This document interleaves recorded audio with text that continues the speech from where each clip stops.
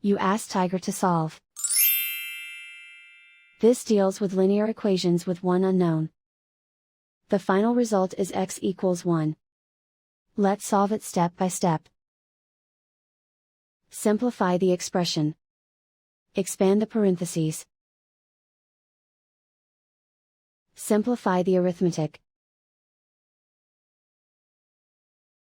Group all x terms on the left side of the equation. Subtract x from both sides. Group like terms. Simplify the arithmetic. Group like terms. Simplify the arithmetic. Group all constants on the right side of the equation. Subtract 3 from both sides. Simplify the arithmetic.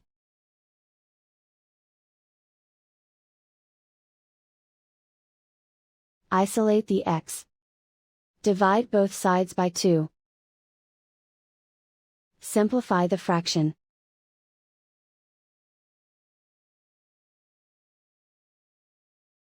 And so the final result is x equals 1.